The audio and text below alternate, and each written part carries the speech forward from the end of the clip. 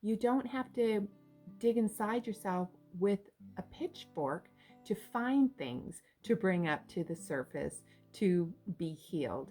What is ready to come up to the surface and be healed will naturally come up to the surface to be healed. Because, inasmuch as the eclipses are not particularly gentle on us, you can be gentle on yourself during this process.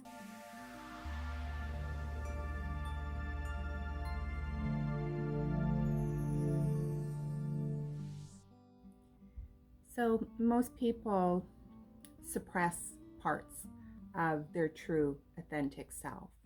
But can you imagine how your life would change or how it would be different if you lived as your true, authentic self?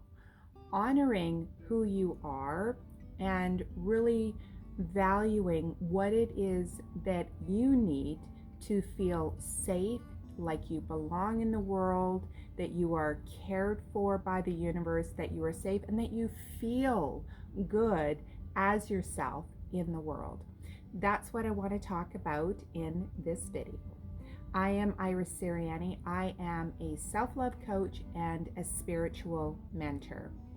Now, along with being a self-love coach and a spiritual mentor, I have a real keen interest in astrology, and I am by no means an astrology expert, but there are a lot of things going on cosmically in the universe right now that are having a tremendous impact on our lives and is giving us the opportunity to begin letting some of the things that are holding us back in our life come to the surface so that it can be seen, that it can be healed, and that we can let it go. Many people believe that April is the beginning of a new year. And astrologically, it is, because not only does it mark the end of winter and the beginning of spring, it also falls in the constellation of Aries, which is all about the self, and Aries belongs to the first house. So I'm not going to get into the houses and what they mean and how they impact our lives. So I'll let you do the research on that. But what's important to know is that Aries is the first house, and the first house is all about the self. So here's a fun fact. Your reality is a reflection of your inner self. If you want to change the landscape of your external experience, you must change your inner landscape first, because everything starts within. And I think that this is so relevant, especially at this time of year. Aries, before I go into what's cosmically happening out there in the universe, if you haven't already heard, the energy of Aries is like the ram that it's associated with. So when you think of a ram, they're very strong and sturdy, and they ram into things, and they're kind of like a take charge kind of fiery energy. And so with the energy of Aries, aside from the ram, Aries energy is that fiery energy. It is having a strong self-image. It is self-expression, taking the initiative, and asserting oneself. There's a lot of other characteristics, but you kind of get the sense of the strength and the forward movement with the energy of Aries. Last week I talked about how we are in a tunnel between two eclipses. So we had a full moon lunar eclipse in Libra on March 25th. Libra is all about balancing the scales. And then we have a new moon total solar eclipse coming up on April 8th in the sign of Aries.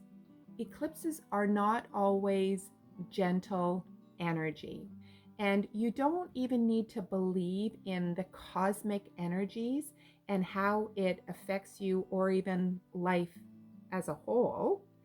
But it's undeniable that when it comes to spring, what we tend to do is we clean out the old to allow space for the new, and usually in the form of spring cleaning. But I'd like to take this a little bit deeper for you, because these eclipses are wanting to bring out what is no longer serving your highest good.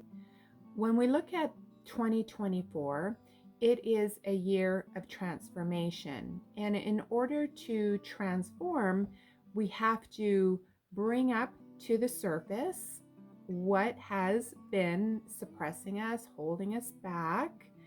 We need to bring that to the surface. We need to heal the parts that need to be healed, integrate the lessons, and then release it so that we can move on. That is transformation. Transformation always requires allowing beliefs about ourselves, patterns of behavior, suppressed aspects of who we are, how we see ourselves, and the negative thoughts that we think that limit our potential to come to the surface, to be healed, to integrate the lessons, to be released, so more of our true authentic self can come through, which will then change the way that we are being in the world and how we are experiencing life. So it allows for new flow of life to flow into our lives when we are more of our true authentic self. But don't feel like you have to rush this process. The process has already started, and you don't have to dig inside yourself with a pitchfork to find things to bring up to the surface to be healed. What is ready to come up to the surface and be healed will naturally come up to the surface to be healed. Because inasmuch as the eclipses are not particularly gentle on us, you can be gentle on yourself during this process. And a really good way to start is with the truth about who you are and how you have been feeling about things in your life. So I've got a series of questions that you can ask yourself. What hasn't been feeling good for a long time? Where in your life have you been resisting making necessary changes? Where have you been trying to fit a square peg into a round hole? Where have you been trying to fit into a life or a lifestyle that no longer feels good for you, or if you're completely honest with yourself, has never felt good for you? How have you been denying and sacrificing your own needs? How have you been denying and suppressing parts of who you are?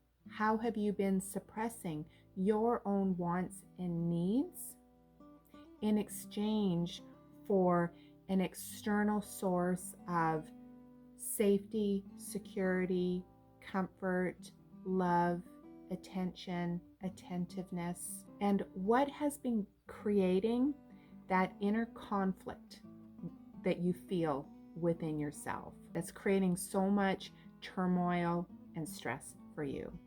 These are all really good journaling prompts and places where you can begin to explore the parts of you that you have been neglecting.